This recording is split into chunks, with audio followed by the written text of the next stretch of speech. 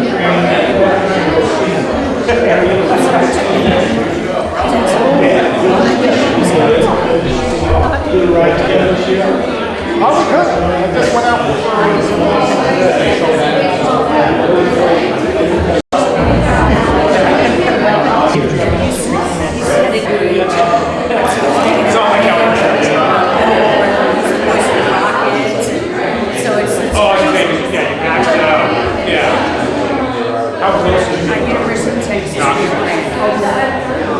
But actually, halfway. in number one. Oh, not all? Oh yeah. Oh yeah. Crazy. And I mean, I didn't know that.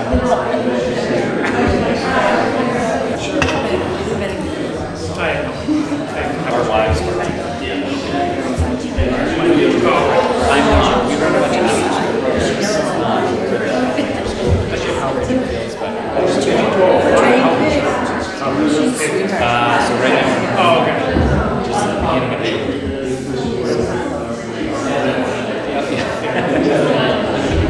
Yeah.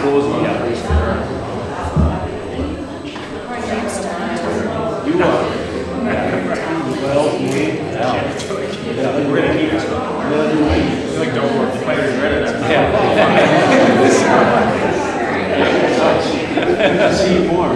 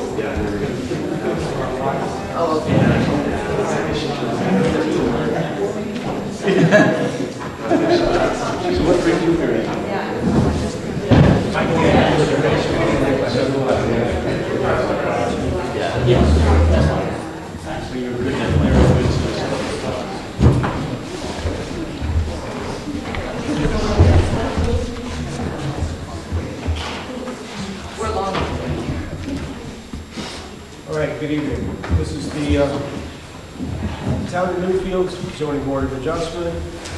for March 22nd. We are here to hear case number 2303-22-01. And it is BCM Environmental and Land Law on behalf of Vernon Family Farm seeks equitable waiver from section 3.4.2, Schedule 2, new fields zoning and land use ordinance for setback requirements. Property is at 301 Wiscasset Road, Newfields. Our selectman has asked that if folks that are on the Newfields Wi-Fi could kind of get off of it because it's impeding the ability of the broadcast. So It's the TON network. It's the TON network. So if you're on it, if you can, just get off that network. That way we can make sure that the feed is reliable. Thank you. So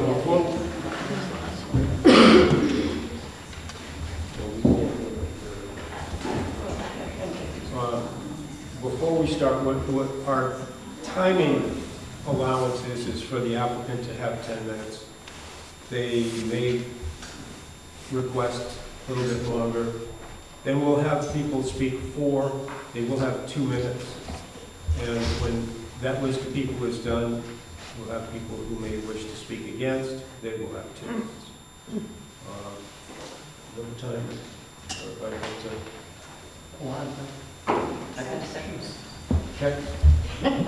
Could you go around and tell us your names, please? Oh, I'm sorry. That is something I should do. We have the clerk and town council, Betsy Coes, Kent Lawrence, Steve Babich, Bob Elliott. We have Catherine Charnowski and Jack Steiner. And I'm going to be recusing myself tonight, so I'm going to be joining out of it. Now, Catherine is one of our alternates, and so she will be sitting as an acting member this evening.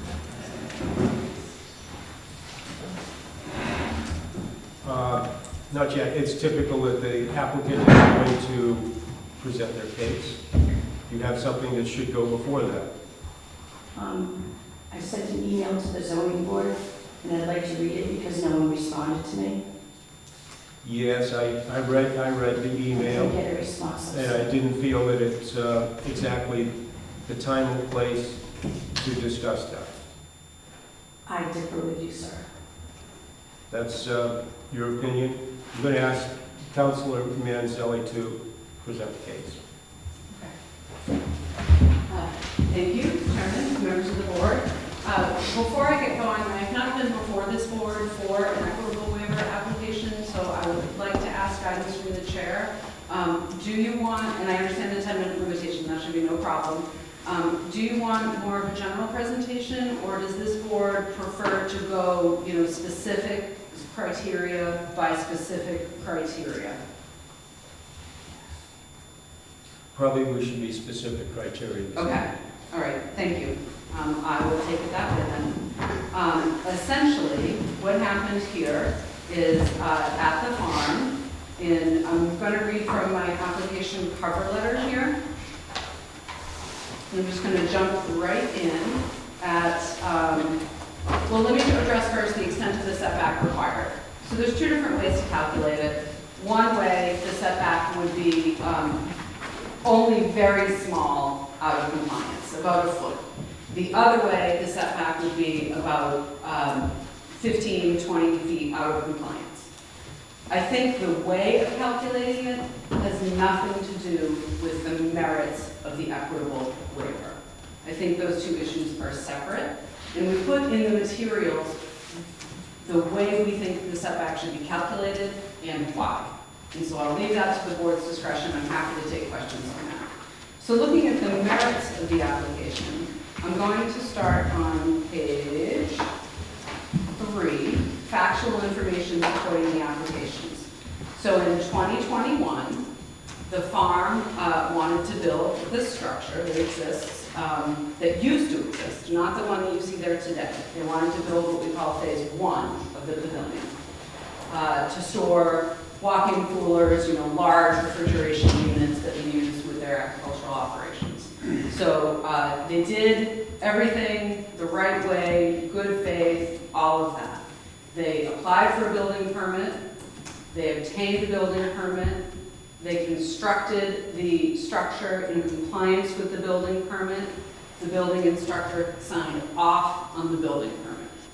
So that's the quick summary of that factual information section. So I'll turn now to the criteria. So the first criteria is from RSA 674-33A-1A.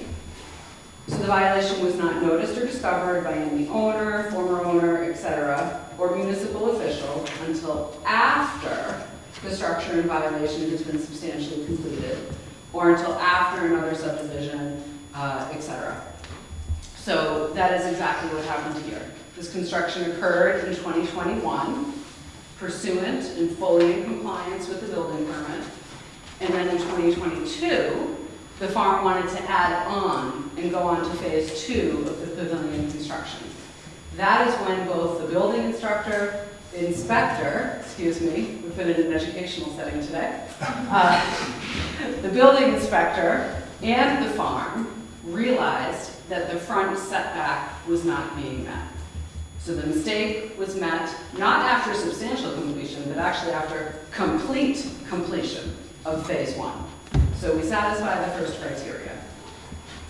Number 2 is, I'm on page 5 now, RSA 674-33A-1B.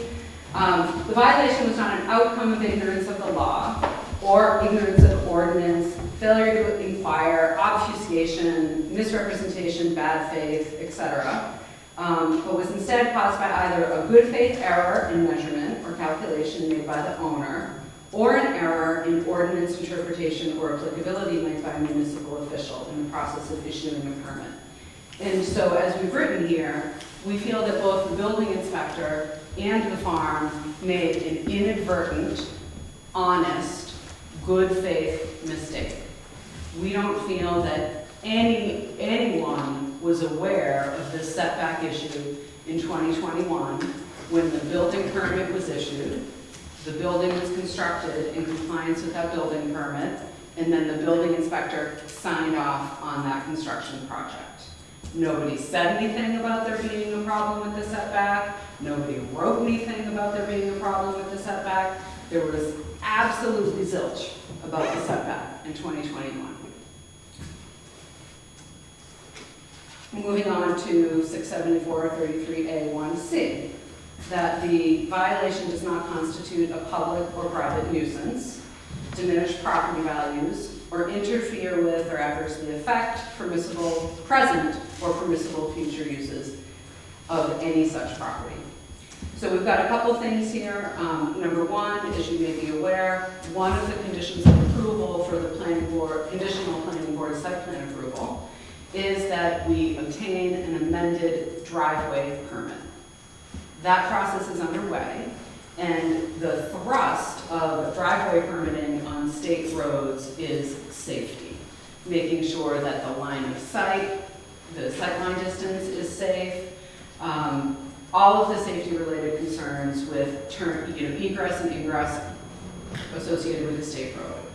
So we feel that it would be appropriate for this board to impose an identical condition of approval on this equitable waiver, and that would satisfy the safety concerns. Also, in this area, I'm just assuming that you are familiar with the area, and certainly driving down this stretch of road here demonstrates it.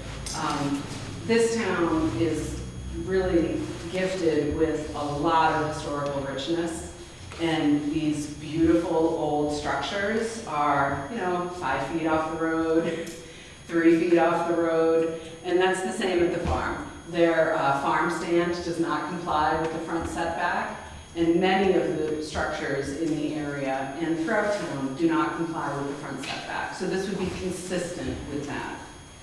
The other thing I want to mention with respect to safety that is unrelated to the driveway is that this area does not, the structure does not front on Piscassic Road.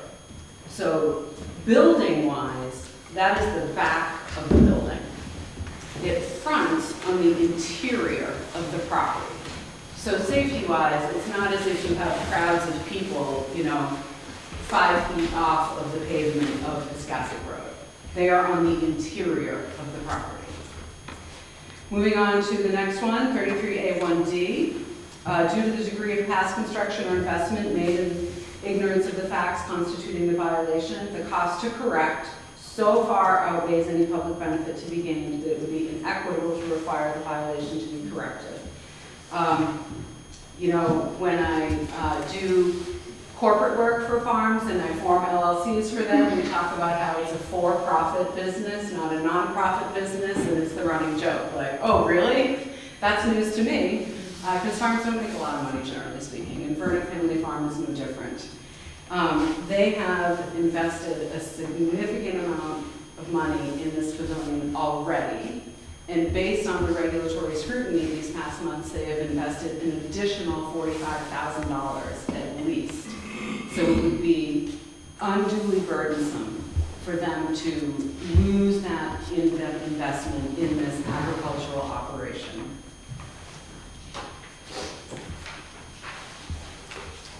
Not only that, I want to mention, generally speaking, when you add a building like this, when you improve properties, you are increasing the assessed value, and that generally increases property values. There is no diminution of property value concern here. All right, so those are the equitable waiver criteria. We feel that this case, based on doing it the right way, getting the building permit, constructing pursuant to the building permit, having the building inspector sign off on the building permit, satisfies these criteria that we went through, and we respectfully request that the board grant this equitable waiver tonight. I welcome questions. I'm not sure if you want to do that now or if you have a plan to, anytime you want to have questions, I welcome that. Yeah, okay. Questions from the board?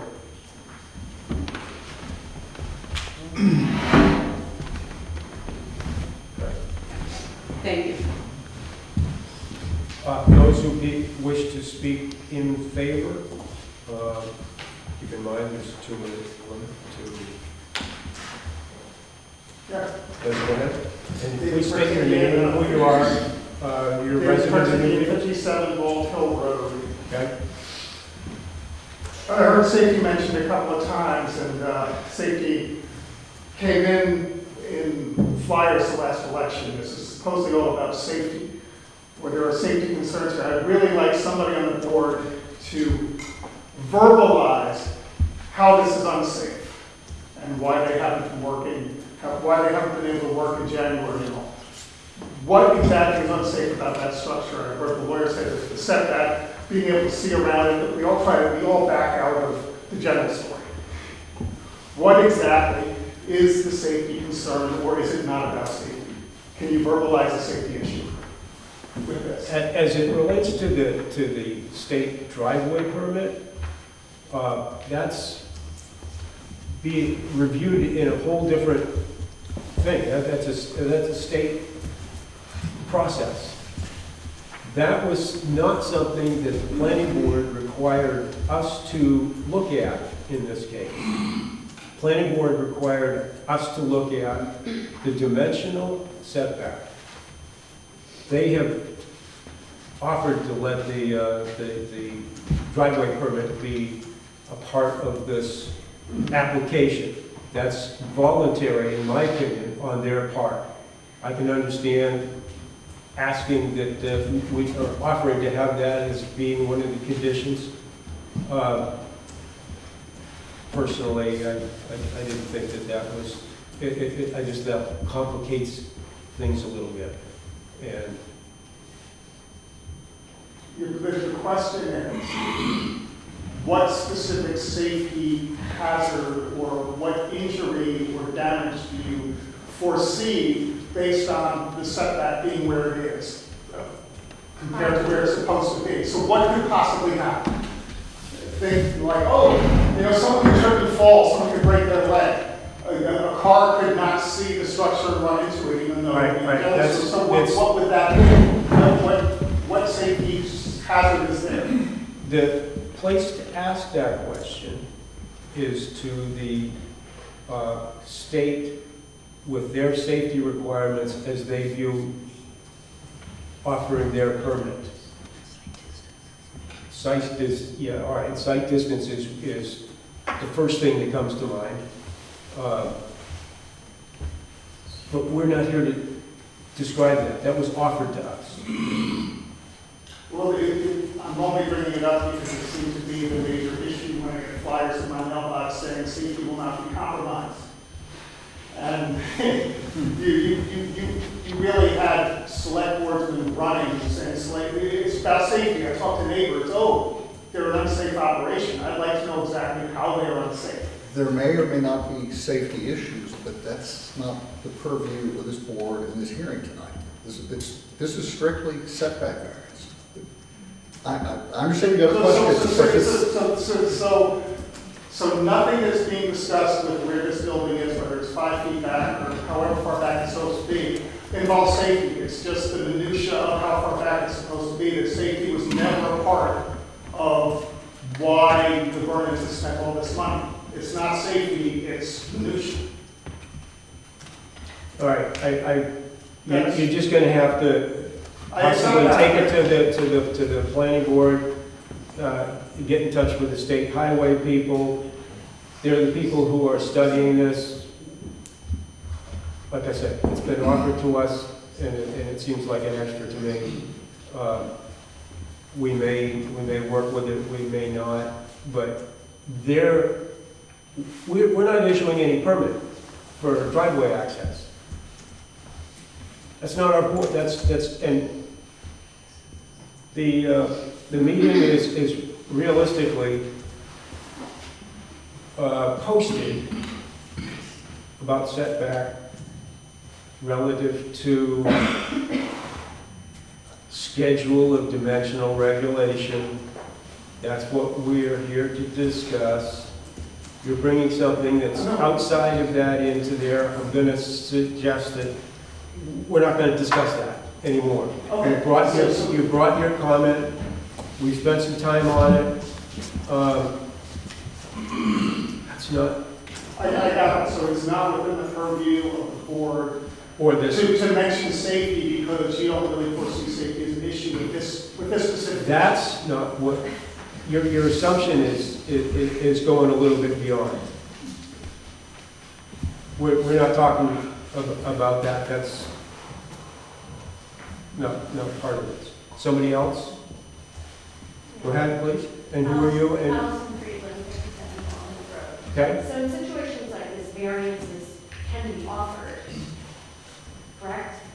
Yes, and oftentimes there are conditions that the board may impose on somebody for a variance, equitable waiver. This apparently was offered as one of the conditions. We've kind of run this course. Somebody else?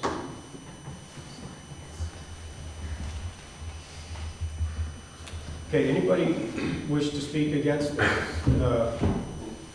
Go ahead. Can I speak in favor of? It should be really nice and really short. Yeah. All right, and keep in mind, we're talking, and please, who are you, and where are you from, and what you have to talk about, does it have to do with the setback from the highway? Not really? Well, it does in the sense that you're weighing in on the setback, and I just wanted to say. Okay, go ahead.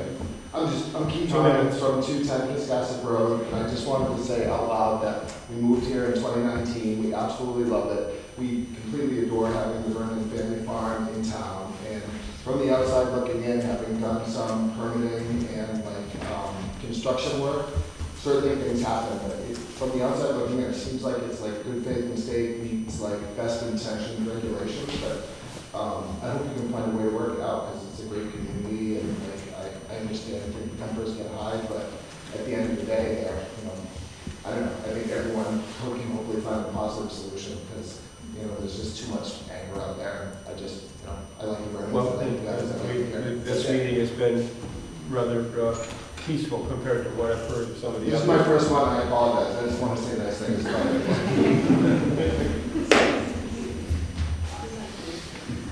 Okay, somebody, go ahead. If I can understand, what are the issues you're looking at that is making you pause on a variance? That's what I don't understand. It has to go through a meeting. We have to hear, and at the moment, we're on the equitable waiver. Some of the facts are the same, and then there are some different criteria, requirements for the, but we just don't come to meeting and just say, oh, that should be nice. I know, but that wasn't my question. What are the things that you were thinking about in terms of, oh, I'm not sure if we'll get the variance because of this or this? What are the issues? Because it's 5 feet, so for me, it's hard for me to understand. A lot of things went through our mind. Do you have something you wanted to add to that? Can I say something? Yes, certainly, Bob. Well, I think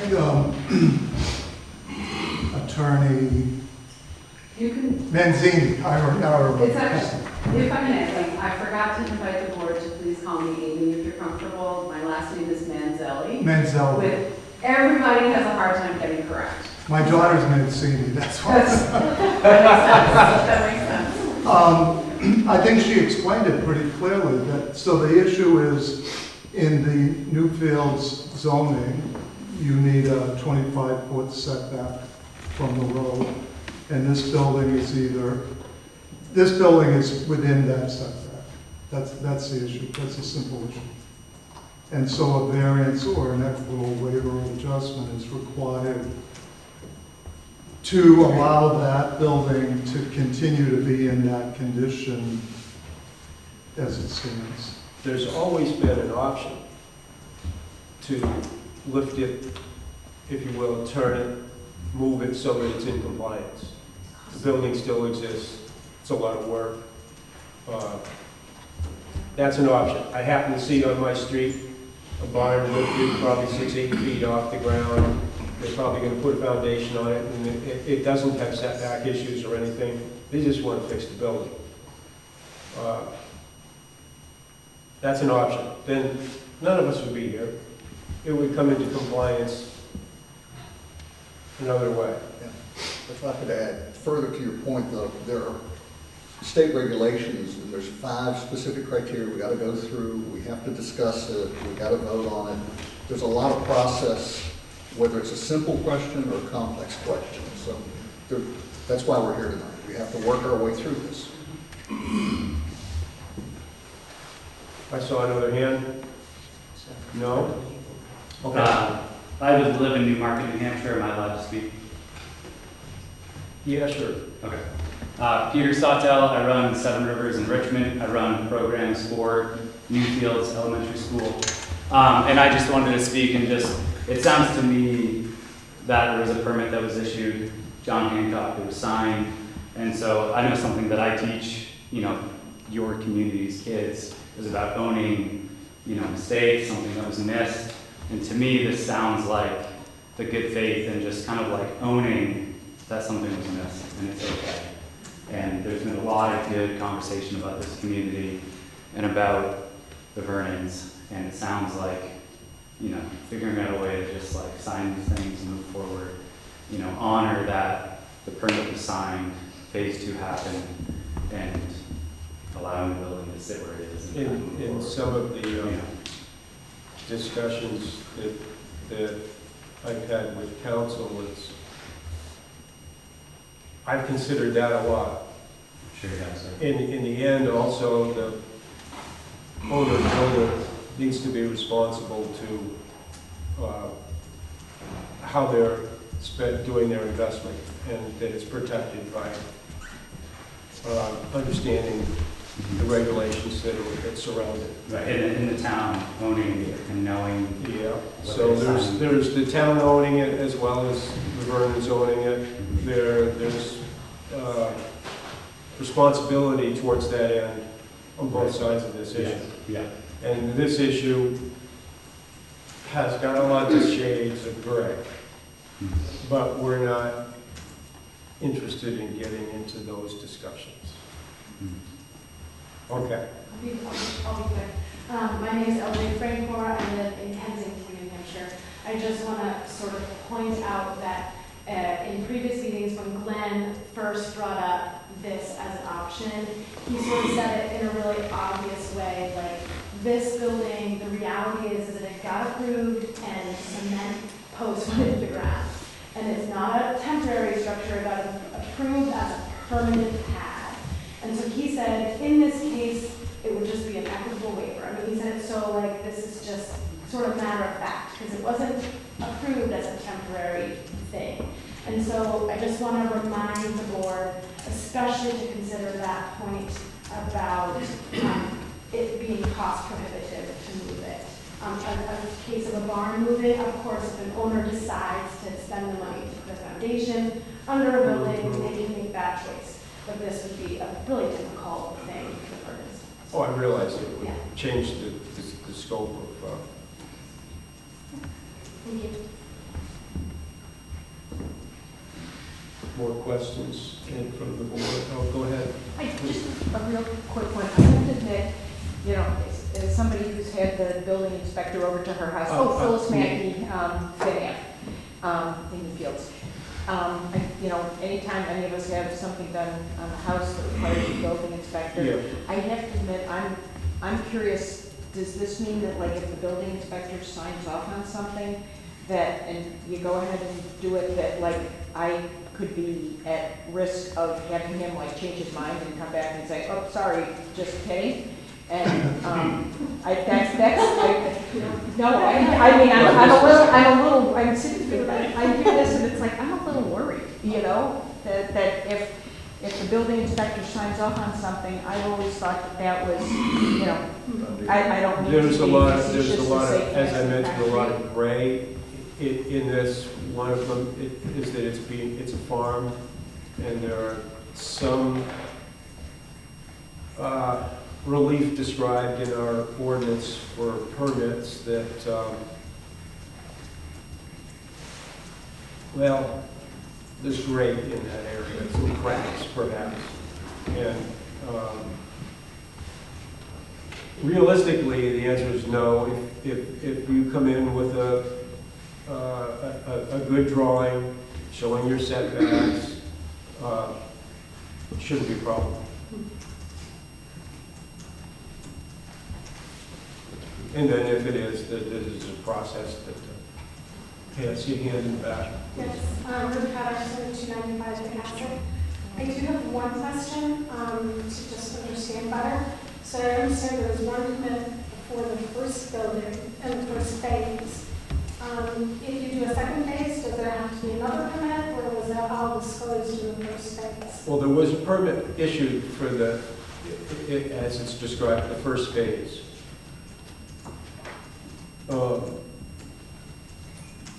And then the building inspector didn't require a permit for the roof overhead of it and so forth. And that's part of the gray area of the relief on the farm structures.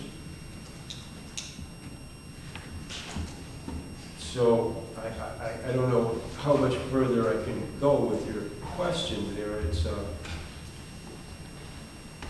there was a permit issued, and the building was built. Perhaps understandings at the town level as well as at the Vernon's level was in error. Thank you. Can I say something? Yes, Bob. Just an answer to your question. Yeah, that's a great question. So if you, and it's spelled out in the ordinance, if this happens, or this happens, then you have to come back for an expansion or a change of use, or there's very specific criteria, and you do have to come back if it's one of those. Typical ones are an expansion, a major expansion. Big one is change of use. If it's going from being this type of building for this use to that type of building for another use, then you have to come back. So yeah, that's a good question. Did that occur? Did between the first building permit and second building permit? Yeah, something changed, and that's why they did come back. So they came back and said, we're going to have walls and a roof. So yeah, something did occur. Part of this is ongoing with the planning board. They, with their hearings, had a list of conditions, list of things that needed to be met.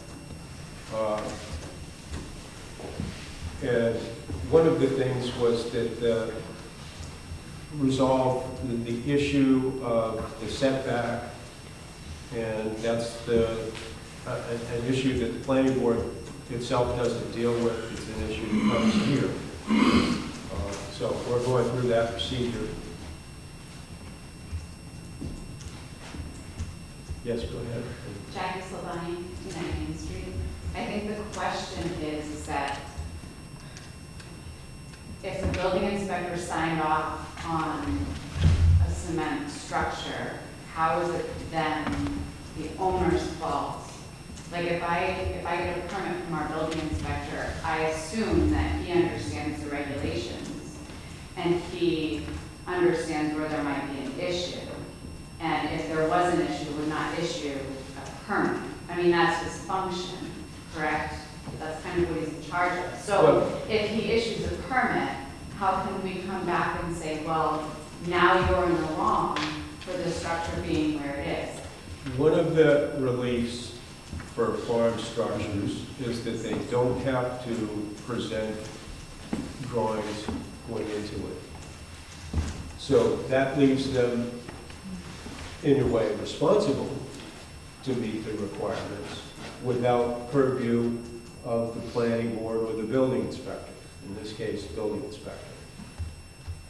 So in a case like at your home, you've got to show him a drawing of your lot and show him a drawing of your proposed building. And he gets to look at it and say, oh, it doesn't meet the setback requirements, and he would deny your application and you'd come to see us. This happened kind of backwards because there was no drawing for his review. It got built. The setback got missed. Sometime later, unfortunately, it was a long time later, it becomes something that we have to deal with. So it shouldn't happen in a general sense. It's happened this time. So right, it happened this time. So I guess what I would want to understand is like how it's okay for the town to come back years later and say this no longer fits, this was filed in error, and we're going to make you move a building because we put a permanent, like, if I'm not. Yeah, and it's a little bit off topic too. I saw another hand. What? I just want to say something to Jackie in what Amy provided us with the 3 different permits. So just to answer it specifically, so it's not sort of, kind of, the first permit from 9/7/21, description of construction, 24 by 32 deck to put walk-in cooler and walk-in freezer room, and that was approved. Then the second one, do you have it? I have the third one. Page 4, I think, that's what you're looking for, of my letter.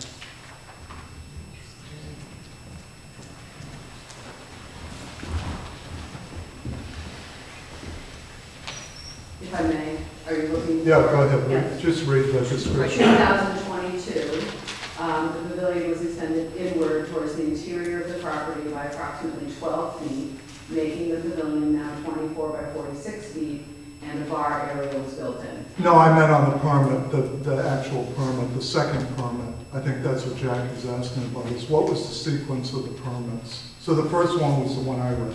Right, and then for that work that I just described, there was not a building permit at the time of 2022, and that is what is now in process of the planning. Oh, okay, so there's a, great, so now what we have in our package here is, it went from a residential permit to a commercial permit, and expand the 24 by 32 foot deck approved on 9/9/2021 by building permit 2173 to have a roof to be approximately 24 by 46, have a bar with seating for approximately 12, to be used for the purposes consistent with the site plan amendment conditionally approved on 12/8/22, and for $120,000. So that's the, do you see the change? So are you saying that it's because there was a change in the permit from a residential permit to a commercial?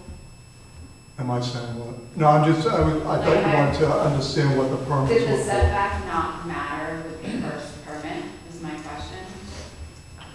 Well, that's what we're looking at, right, is, right now, it doesn't, sort of doesn't matter. The thing that matters right now is the setback, and can a variance be granted for the setback, whether it's 5 feet or 23 feet. It really doesn't matter, it's the variance, and it doesn't matter about what type of building, what kind of roof, what kind of windows. It's just, the only thing we are addressing, and we can't look at anything else, is the setback issue. Yes. So just to clarify, sorry, I'm Julia Goding and I live in Exeter. It sounds like the zoning board is dealing with where the building is rather than what the building is. So if that's the case, I think that's what is hard to understand from the outside, is if the issue is not what the building is, but where the building is, if the permit was approved for where it was already and the where hasn't changed, why is the original approval not still valid? One of the things in our agricultural buildings is they get kind of a pass. You know, we don't want to hear about every lean-to and shed or pole barn that goes everywhere. And that, the town was under the impression when the first pad was poured, it was for refrigeration. But if the what doesn't matter, the where matters, then it's hard to understand from the outside.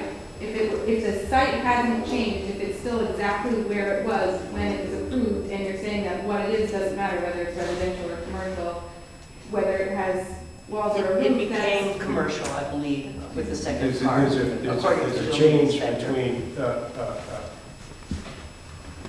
A cooler and Yeah, Yeah, Ken, but it sounds like okay. I think I could answer that question, because I know what you're asking, and I think maybe there's just it's not being understood properly, but I think what you're asking is, building permit got it, and town council Derek Durbin, for those of you who don't know me. Excuse me, could you speak up a little? Yeah, town council Derek Durbin. The question, as I understand, is that you have a building permit get issued in 2021 for a certain structure described.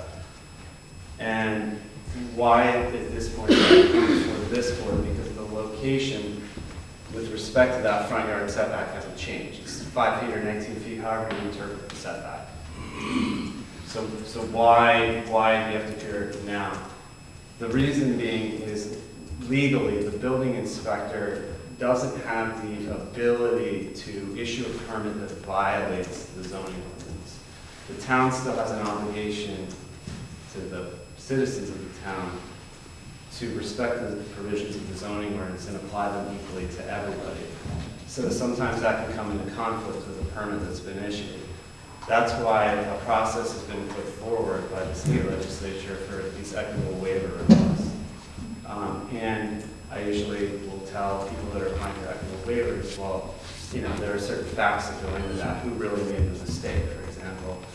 And I always tell people, apply also for a variance, because you don't get that, you need to get something for the location. So that's the reason it's here. There are other avenues which I won't get into for legal relief, like for example, if you're denied an equitable waiver or variance, but again, that's outside the purview of this board. But that's the reason why an application has to go through this process no matter what. Because, you know, sometimes too, there's the other scenarios that contractors make mistakes in interpreting permits too, but the town still can say, well, that was a good faith mistake, so you can go through that process. So.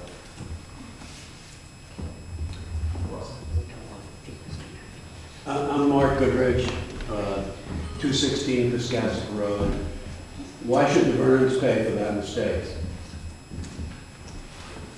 Those questions don't have to be answered by this board. I don't think that's an appropriate question. The question pertaining to both Jackie's question and this one's question here. Seems like there were two permits, and at no time does the permitting within the town of Newfields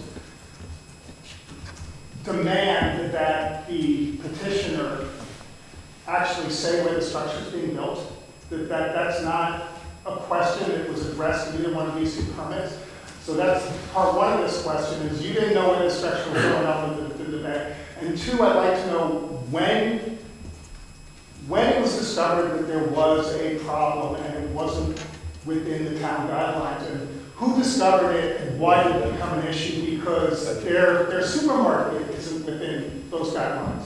None of the other structures on the property. Yeah, that question has gone on long enough, and it seems to be a variation. So let council answer to that. Yeah, this isn't a question and answer session between the public and the board. This is a quasi-adjudicatory board.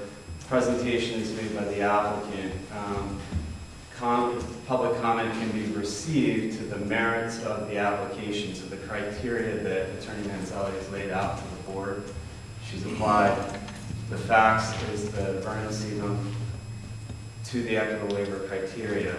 The public can then comment on those facts and in support of or against or neutral as to how those facts apply to the criteria. But it's not a question and answer session. It's not an open forum in that nature. It's not designed to be. The planning board is more of a forum for that, and there are other forums, but I mean, this board isn't in a position to say, okay, you know, we know all the history behind this. The board's here listening to the history as the applicant sees it, and then deliberates on that, basically. And if the public has some information it wants to share with the board that is relevant to the board's knowledge of the facts as they've been presented, then that's relevant. But you can't presume that the board is up here with all these facts, or some of which, you know, again, may or may not be relevant. So it's not a question and answer session. It's the short answer. Okay, I see one more here. Yeah, Jared Parisi, 15 Elkins Road. I am in favor of the Vernons being granted what they're asking for.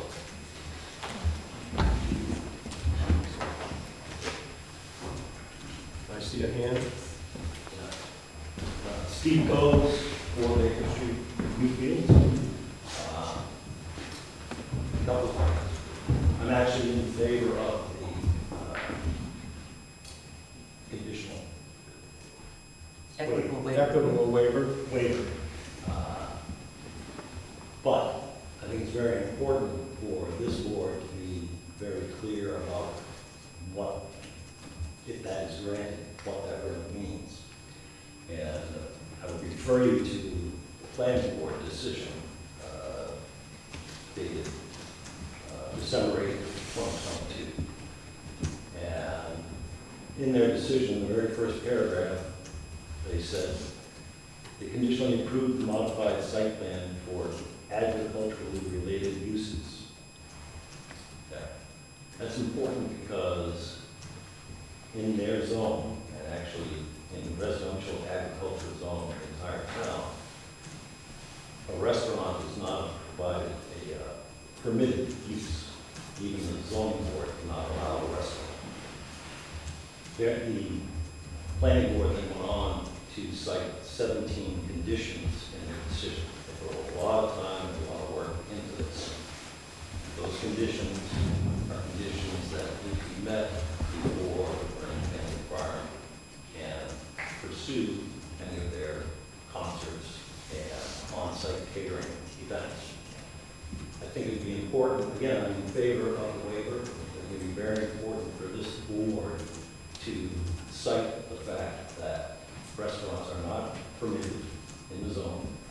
And I think it would also be beneficial to reiterate and even reference the entire planning board decision as conditions that you also put on the waiver.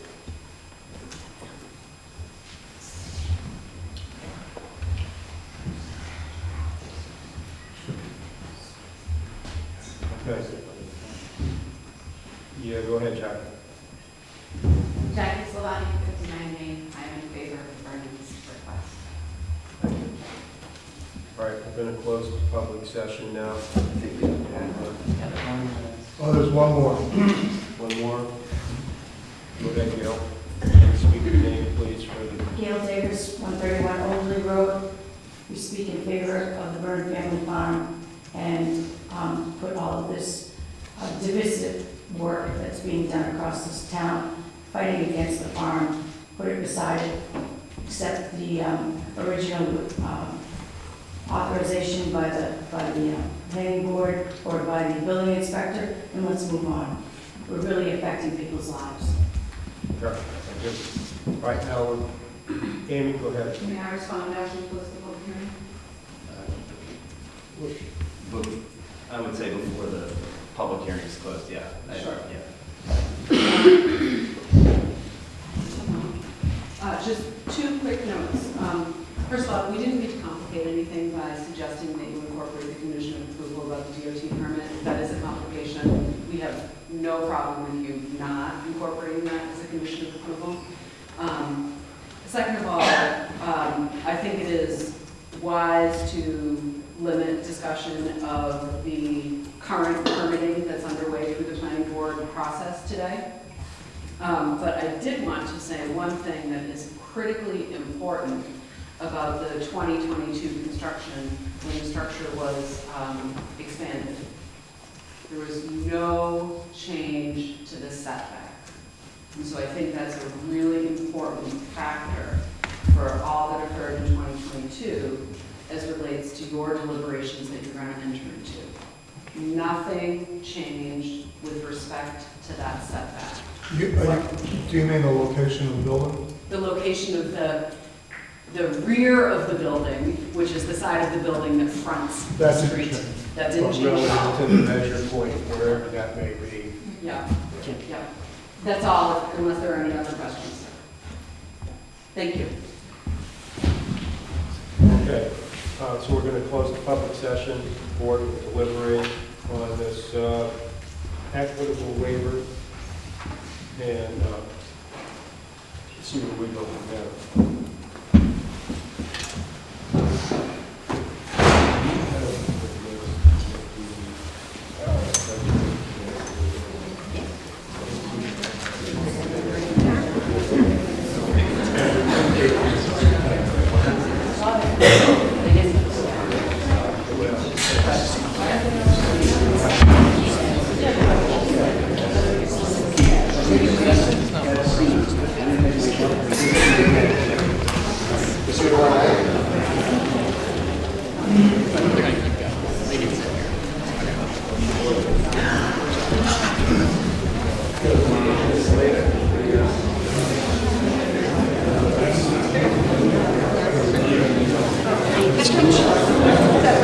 Thank you.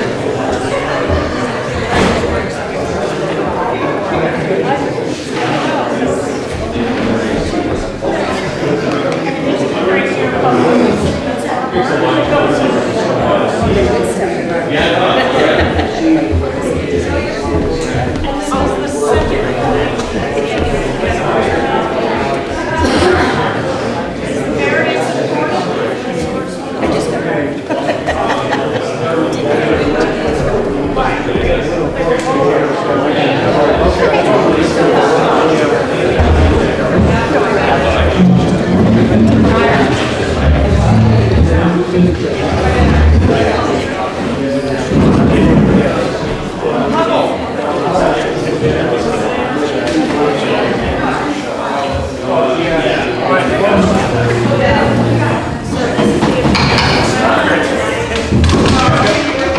everybody could please just take it down like 9 notches right now, 10.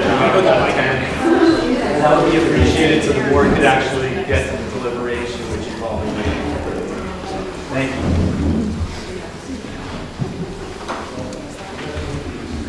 It's all right, folks, so we've got the criteria. Yeah,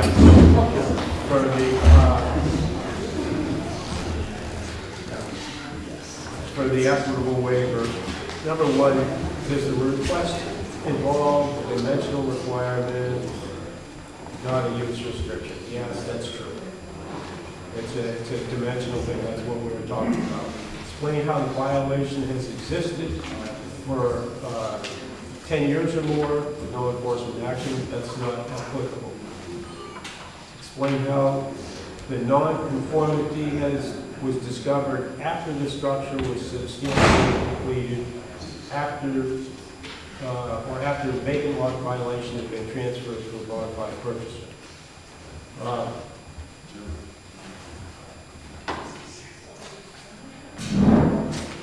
Board opinion on the events, or if you will, the regulations of the town that possibly were allowing this to do a cracks in our ordinance. Can be wrapped up to not understanding, or this is the first time we've been hit with really a lot of agricultural uses, you know, and we literally under the impression that they pretty much get a pass. That's how this whole thing started. Yeah, I think the building inspector learned a different opinion, a different reading of our relief for agricultural uses from But town it council. was originally used agriculturally. That was the original building permit. It was rather clear to understand that as being a, if you will, private as opposed to public access building. So the building, the structure was substantially completed before this violation was identified.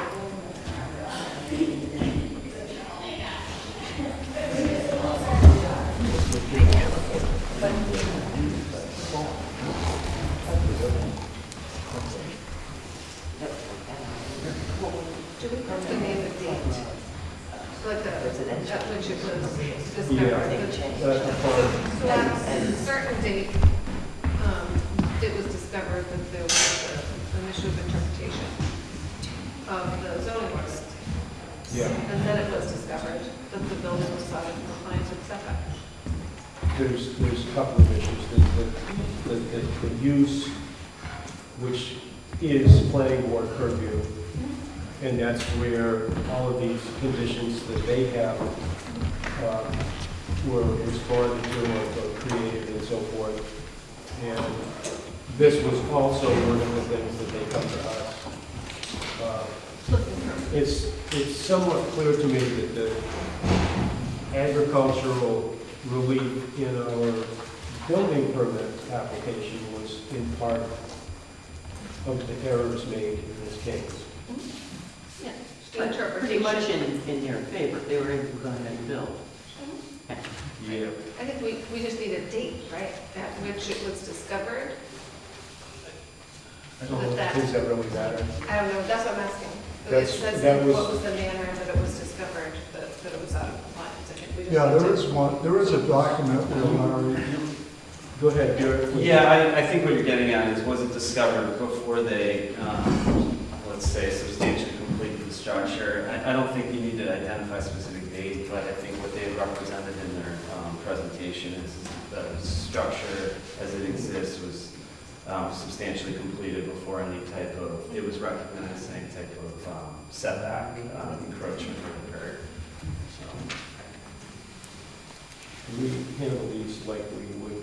Yeah, however you, variances where. Yeah, just- each item we discuss, go yay, nay. you can do it that way. I would say discuss each of the individual criteria. It seems logical in this instance to go through, at least with the equitable waiver, go through each, discuss them, and then you can go ahead and Vote on each item. you could vote on each item, or somebody could take a motion and go through all of them, or, And vote on it as a whole. Yeah, you could do it either way. It's what you're most comfortable with. You could, I think it would be, it sounds like in the past you've probably gone through each one and voted on them. Is that right, or no? Yeah. With very long time. With variances, like each criteria. Yes. Like some boards do that, other boards take them as a whole. But, yeah, you could do it that way. I mean, I don't see anything wrong, especially with the equitable waiver, which is a little bit distinct. I think you can Okay, so- deliberate on the facts and then vote on each individually. I don't see that we need to vote on number one, it is dimensional requirement. Number two, violation, the 10 years part, or non-conformity was discovered after the structure was substantially complete. I think that's what your point is, right? Do we need to, if we're filling this out, it says explain how the nonconformity was discovered after the structure. Do we need So to? is that through the Yeah, I planning think board process? that Is that was through the enough planning to say board through the process. planning You board want to process? deliberate on it, and I would say the cleanest way to do it is just to vote on each one instead of, More about how to word it. yeah. But discuss what facts that have been presented to you tonight that would either support or go against that first criteria, whether, criteria A, let's call it, which is under the statute, it's A. Yeah, I don't have that in front of me. It's RSA 674:33 A1A. Do you want my book? The statutes, that little a, little b, little c that Derek is talking about are in my letter too. And then Yeah. the facts that, as we're representing them, are right under each of the criteria. Yeah, it would be page 4 of Amy's submission from the 23rd of February. It would start on page 4.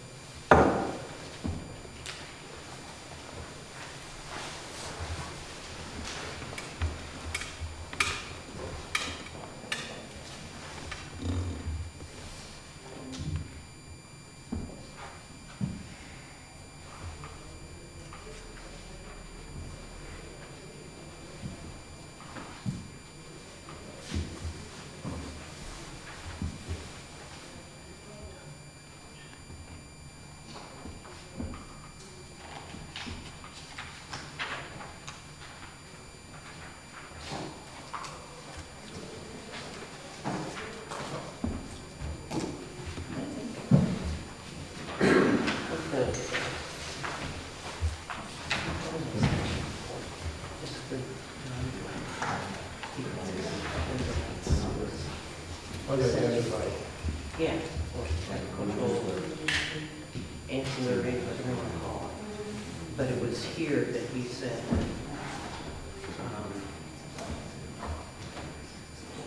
does not meet that, and is not resident, not accessory. So it would fall under different Well, buildings.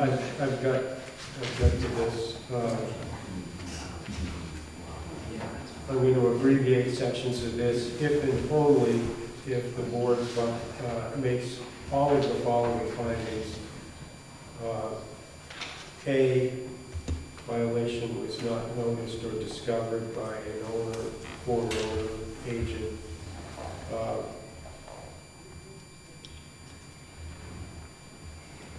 Okay, then B, that the violation is not now from ignorance of the law or the ordinance, failure to inquire, obfuscation, like he said, misrepresentation or bad faith on the part of the owner or owner's agents or representative.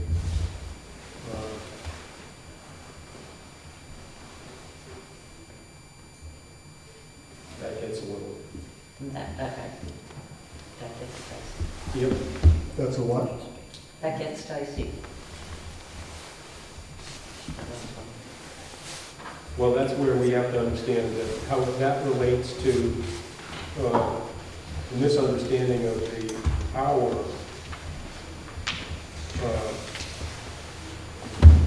building permit requirements as it relates to farm structures.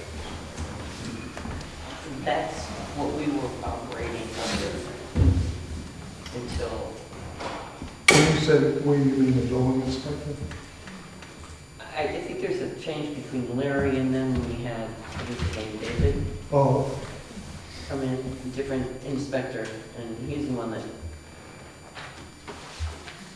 went and did the commercial inspection. Yep. So,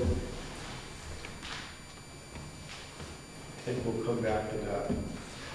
The C is the physical dimension or dimensional violation does not constitute public-private nuisance or will diminish the value of other property in the area or nor interfere adversely with affect any present permissible future uses of such property.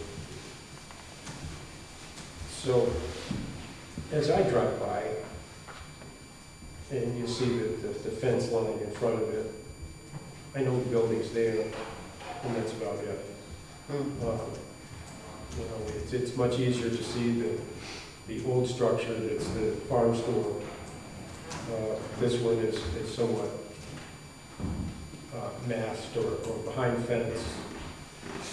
Personally, it doesn't offend me in its location.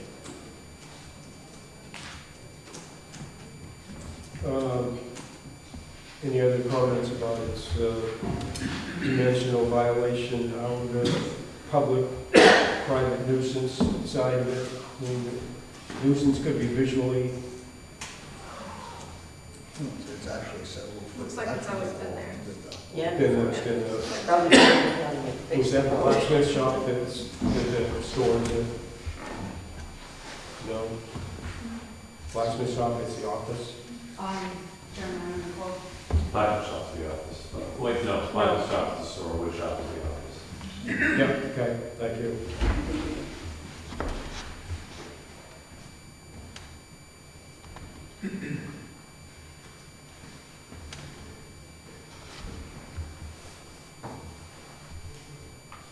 well, in terms of C, the physical or dimensional violation does not constitute a public or private nuisance. I think we have to look to the regulation. So our regulation created setbacks at some point in time back whenever we put in zoning in the 50s, 57, yeah. So I think we have to, that can't be a personal decision. If I think it, you think it, doesn't really matter. Can we look at the regulation in the zoning ordinance that talks about why the reason we have setbacks, because I think as part of the setback is around there's some they say why, you know, open space, crowding, health, safety, things like that. I think we want to make sure we look at what the regulation says and not what we personally feel about it. Can we look at that?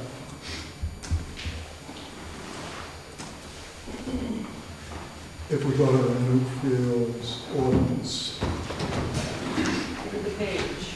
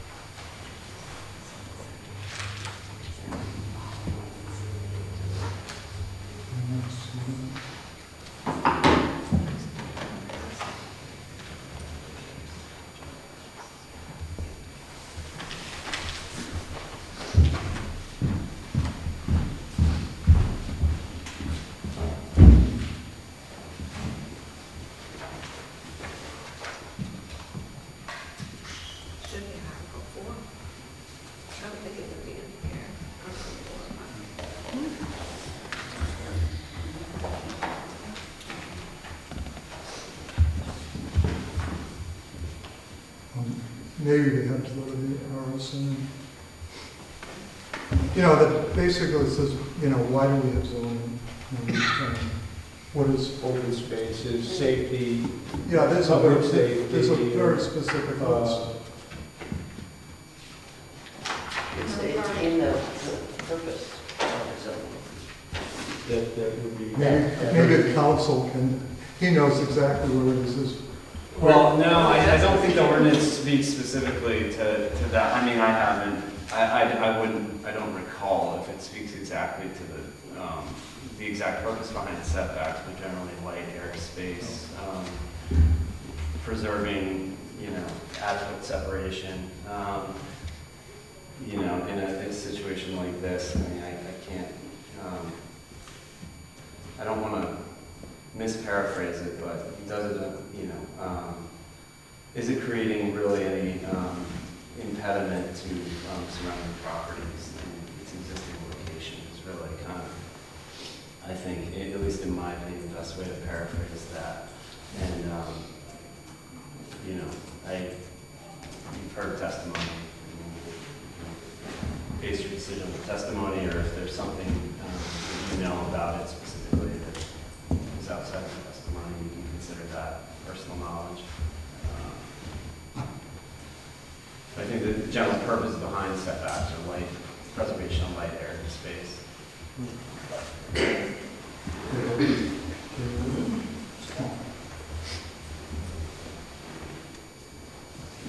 Authority conferred by Chapter 31, Section whatever.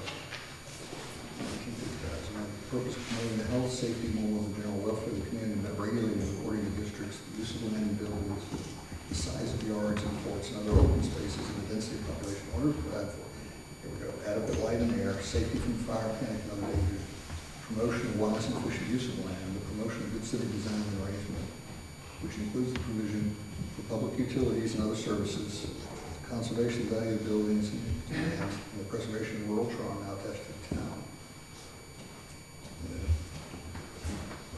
Good list, that's it.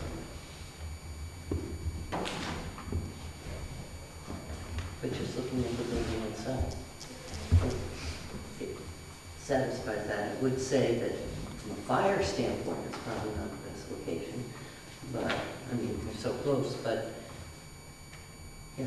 I mean, we don't have a restriction that says they can't put it next to their farm station. Oh, yeah. You know, it's shifted forwards by whatever the number is. I agree. So that doesn't change that safety side of it.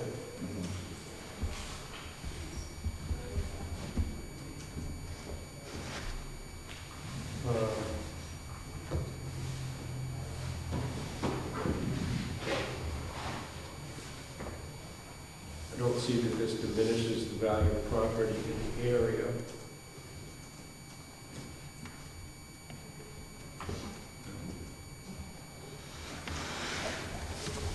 Yeah, go ahead. There's a fourth criteria, balancing test. D in it. You want to read that? Well, this is not verbatim. You got the book. That due to the degree of past construction or investment made in ignorance of the facts constituting the violation, the cost of correction so far outweighs any public benefit to be gained that it would be inequitable to require the violation to be corrected. Yeah.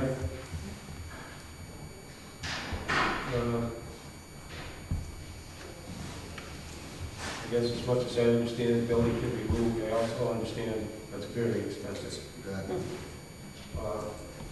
Well, and there's no real public benefit to it being moved There's- 50 feet. Right, that's also the case here. Other locations, that might not be the case. We need any more discussion on that side of it?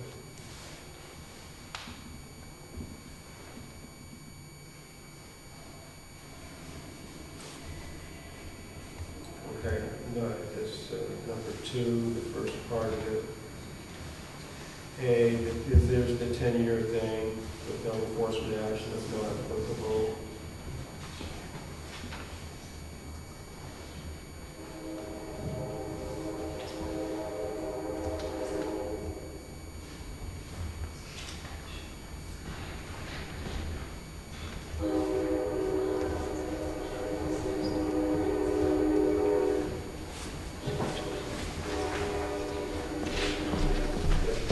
Well, I just.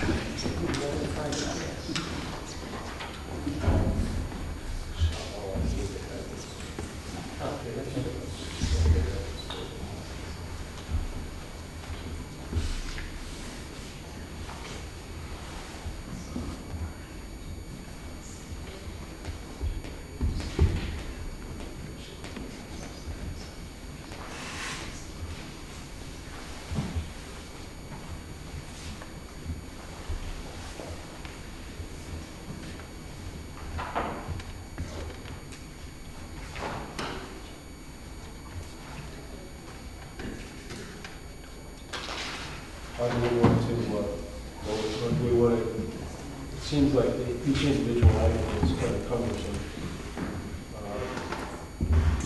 Do it like the warrants. Vote the way we vote. Well, I'm wondering if we want to do that, or we want to vote as a whole to accept the application for equitable waiver of dimensional setback. Meeting all requirements. Yeah, that's, I'm kind of inclined to go that route in this case. Some of these things just simply have. Couldn't really hear you, Frank, sorry. Oh, you mean because I was turned away talking to Bob? And, and you're supposed to be taking, you're the clerk and taking the notes. She's turned 60. Her Yeah. hair's gone. Right, is that what you said? We're discussing voting for, of all of these criteria as a whole. I think that makes sense, man. Yeah. I do. Yeah, I think it's, have somebody address it in their motion. Either does or doesn't. So, do all the requirements need to be met? All the requirements need to be met, yep. And so, so in a motion to approve or deny, with a denial, it's, you can just cite to one. An approval, you need to go through each of the individual criteria. So whoever makes a motion, if it is to approve, you gotta go through each one. And then the second could just echo the comments, or they could add to them. I don't think you need to read them verbatim. I think you can kind of paraphrase each in the motion, given the verbose nature of the criteria. Yeah, it is. It's easy to get kind of lost in the sea when it's without.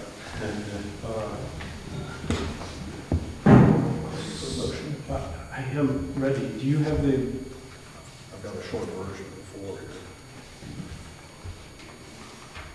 I Steve? move- Yes? I move that we vote on the 4 criteria being A, lack of discovery.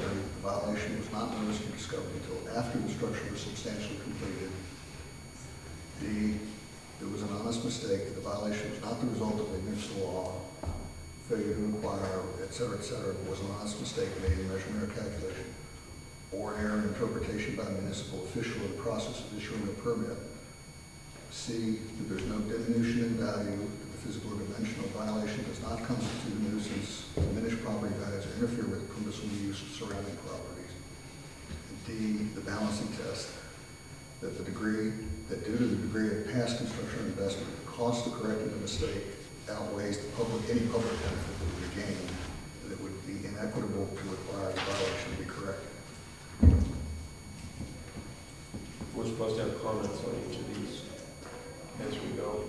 You're making a motion that we vote on 4. As a unit. I agree with that.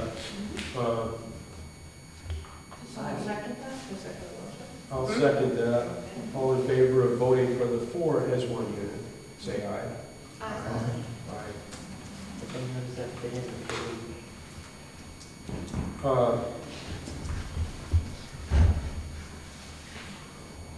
So, all right. Then it doesn't. Well, it should, there should be some discussion about conditions that we might feel compelled to attach to this. The one condition that I contemplated is that some sort of fencing remains in place, in the sense that I know the building's there, but I barely notice it. And I feel like if that continues. You're talking about stone wall? No, No, there's a Stone wall, not fence. not a split rail fence, but kind of a privacy fence. It's like a panel, like a panel fence. Yeah, panel fence behind it, and it's, say, to the height of 8 feet. What's the existing fence? 6 feet. Yeah. 6 feet, and so that each driving by the top of the building is visible. The bulk of the building is not, and the activities at the building are not. And I'd like that to continue, not just because it's there today, but it helps to maintain that rural characteristic, as you're not seeing a lot of activity going on. It could be fairly active with what they're proposing to do. Anything else that somebody's... Well, I guess I just have a question for Darren. So when we grant an equitable-dimensional waiver, is there a built-in assumption that, and all the other things, this doesn't supersede anything, everything else has to be met, and we...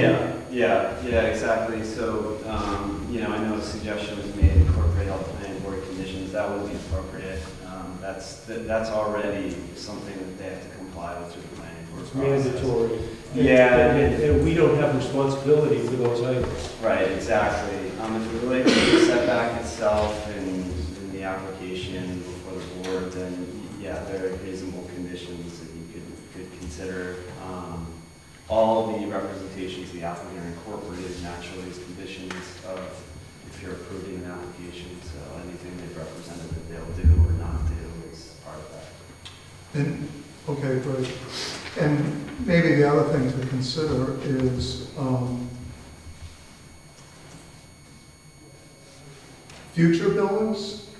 Do we need to say something, nothing about that? That this doesn't now give you permit, that's the new line. No, yeah. We don't want to establish the new line. Yeah, any... No more forgiveness? I mean, I don't want to get too far into the weeds on that, because that does raise a number of other issues, but... Well, the next part accounts for that afterwards. Yeah. Or it just says, is that a waiver granted under this section doesn't basically Yeah. exempt future use construction. Yeah, that's So right, it but doesn't- although, yeah, to yeah. your point, Bob, there are certain agricultural buildings that are exempt from having to obtain a building permit, but as I think many people have learned through this process, that doesn't exempt you from the zoning dimensional requirements, so it's kind of like that. I don't know if that was ever intended or not, but it's the way the building code and the zoning ordinance are sort of not communicating with each other presently in some respects. So, but yes, anything in the future is totally apart.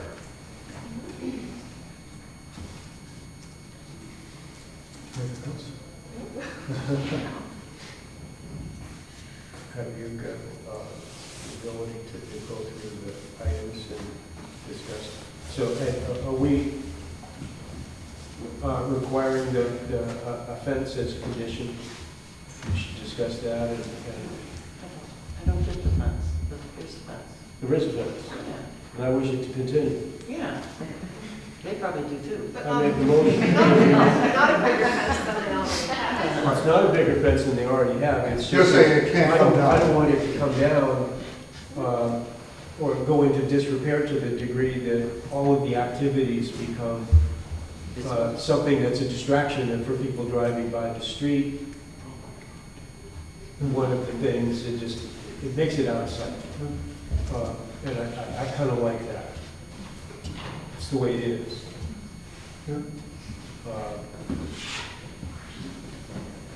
And then I'm asking if anybody else has any observations that they feel would be necessary to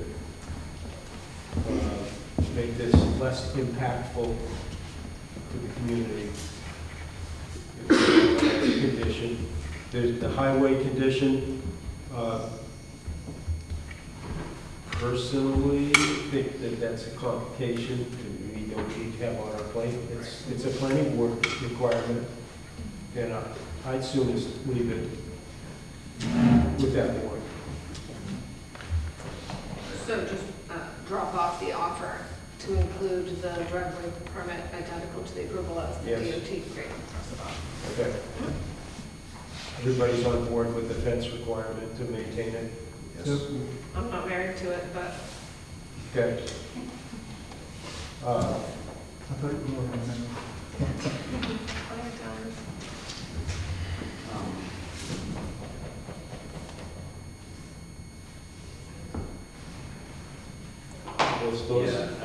I'm sorry, I'm sort of. You're thinking of writing and maybe. Yeah, just because I think you want to, if you're gonna. Make a motion for that? If there's gonna be a condition regarding the fence, I think you probably want to say something along the lines of maintain fence of equivalent height, length, and material as exists presently. Point of order. Can I make a comment on that, please? Could we phrase that so that it doesn't get smaller? I think that would address your concern, but I think that as you worded that, like, it took me longer, for example. I just don't want them to be stuck in the future with some sort of odd constraint that nobody anticipated. Yeah, and I understand the condition Remains in place. completely acceptable. I just don't, future planning, I don't want to have to come back to. And there's a whole lot of Yeah, I was fence thinking that around just it. was behind that building. You can maintain the existing fence.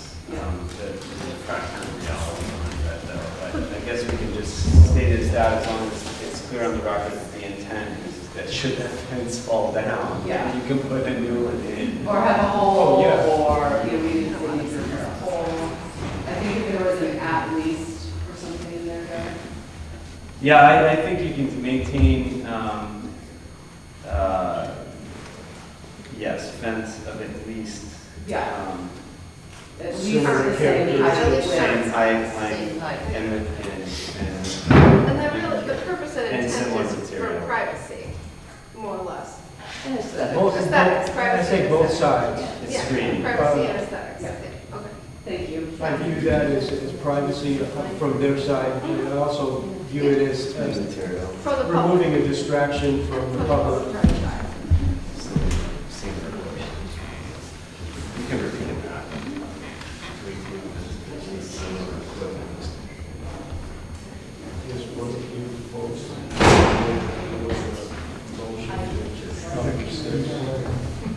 he's right. He's just, yeah. That's about the same. Well, I thought. Equivalent height, what does that mean? And we have to have some comment about each Minimum one 6 as we foot. go along. Why it meets the test. We have to, Yeah. So let's start, read the first one, please. It's easier. Item A, height of discovery. It was not noticed in discovery until after the structure is until after the lot was subdivided. All right, so That makes sense, right? it's rather clear to me that the violation wasn't discovered until after the use change went from storage, a storage deck basically to the more pavilion-like thing as well. But the original one was fine. The first pad. No. There's only one. It's the only Well, one. but it's, I mean, I understand. That was through this day, Well, or two, or more. okay.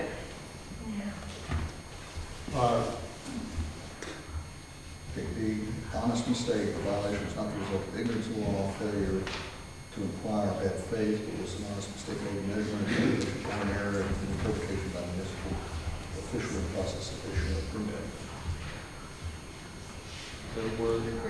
There were municipal official mistakes that I've identified. I think it's a two-way street, though. I mean, I think nobody could have done this alone, and it's not, I think some responsibility bears on the property owners. Does our wording have to be different from how it's listed, or can we just pick up half of that paragraph where it just says, we agree that it's caused by either good faith error in measurement or calculation made by an owner, owner's agent, or by error in interpretation, or applicability made by an official in the process of issuing a permit over which that official has authority. Are we allowed to just use the words that are there? Picking it up right there by caused by? They give you an or, several Yeah. or situations, so you, Yeah. it could be that the violation was not an outcome of a municipal official, an error in ordinance interpretation or applicability made by a municipal official. You could, or you could say, And, yeah. There was, say in and. my opinion, a misunderstanding of the ordinance, as well as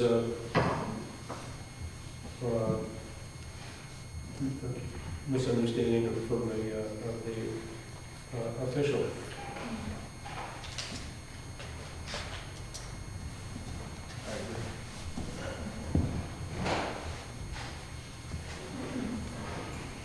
Okay. Third one, no diminution in value, the physical or dimension of value does not constitute a nuisance, diminish property value or injure the permissible use of surrounding properties.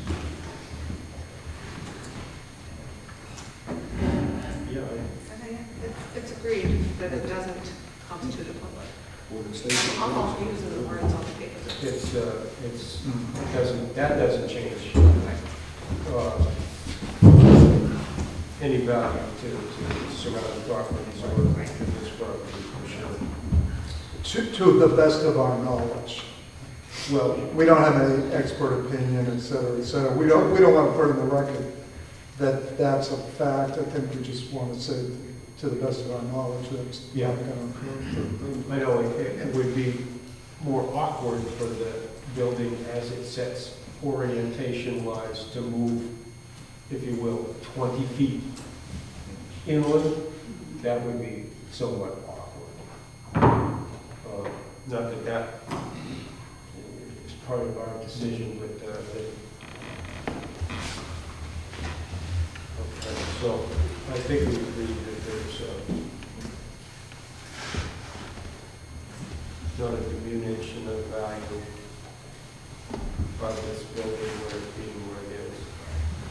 And the final one is balancing test. that due to the degree of past construction investment, cost of correcting the mistake outweighs any public benefit which would be gained, and it would be inequitable to require the violation to be corrected.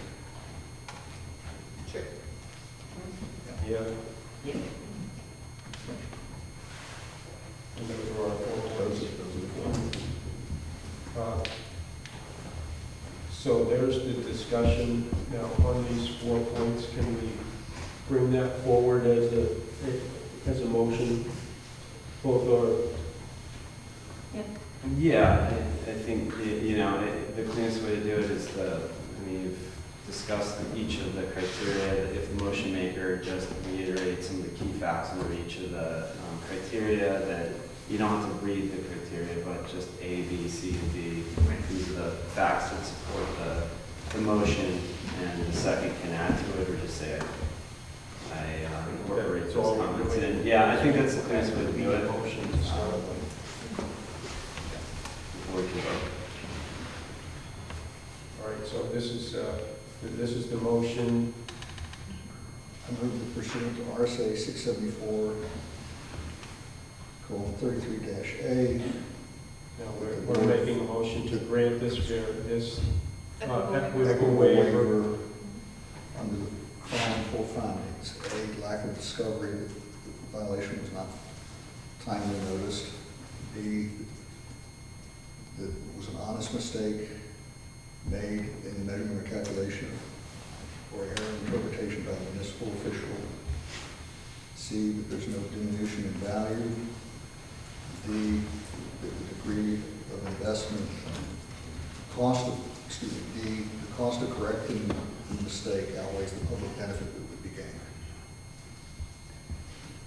Yeah, we discussed that those costs are. Now, do we add on the fence thing here? You want to add that with your motion if you're proposing a condition, yeah. Good motion. I think Yeah, it's and well done. I think, Yep, got it with worded right. With the, Done. with With the the condition that the That's- existing fence be maintained of at least equal height and length. And You had materials. maintained fence of at least same height, length, and equivalent material. Equivalent. I do kind of like that. Yes. That would, in my mind, preclude a plastic fence or something like that. Not that that's any likelihood that would suit their endeavors. Okay, as we've kind of created this motion. We need a second. Okay, that's a second. I don't. I'll second this motion. All in favor, say aye. Aye. Aye. So there's pass.